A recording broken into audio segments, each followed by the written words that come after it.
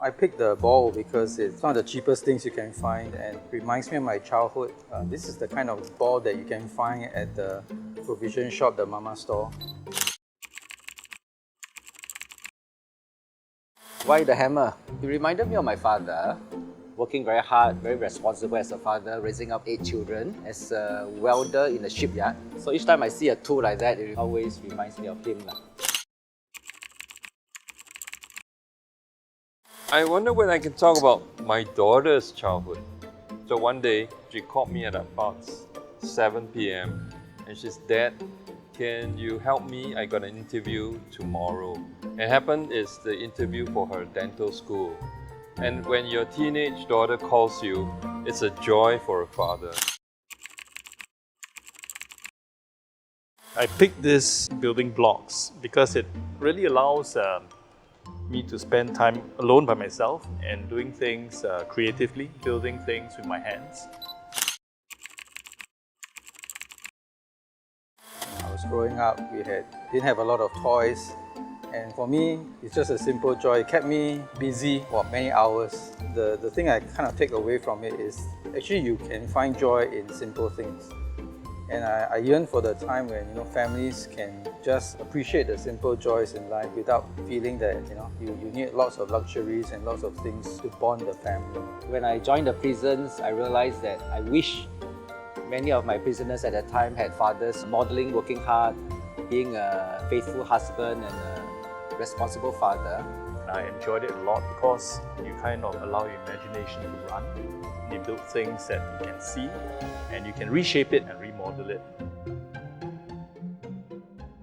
Someone said that when the child grows up to a teenager, instead of father-child, it is more of a friend. The problem is, I don't think you can be friends with your teenage child if you didn't have a relationship with them when they're young. Intentionality starts from very small things. From early stage, it said, spend one-on-one time with your daughters. I realized that the trips that I had with my daughters one-on-one really built really strong relations. So then when they grew up, for them just to call me, it's become natural because we become friends. I hope that in our busy schedule that parents will still be able to spend that intentional time with their children. I think the challenge is time. It's so many things that we need to do, career and many things we are pursuing. Sometimes it's circumstances that dictates. Then you do things because out of compulsion, maybe, rather than convictions. But this is where the complementary roles of a spouse comes in, whereby the mother and the father come together to work as a team to raise the children. I think it's so important because there's so many times that the father will fall short, and that's where the mother becomes that pillar of strength. I also just wanted to share this point about not forgetting to invest time in building our relationship with our spouse.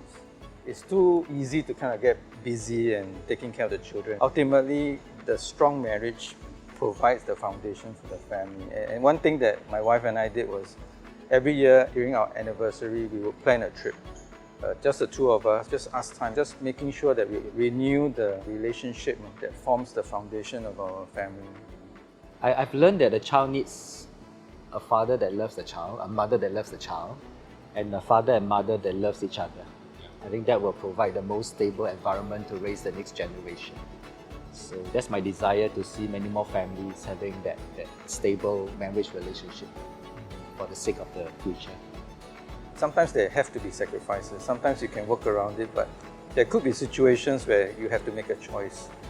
And the choice is actually, I hope, for the family, for the children, for the spouse. What is going to be standing with us through our lives, right? The relationships that will journey with us through thick and thin, through life ups and downs. I think the investment is worth it.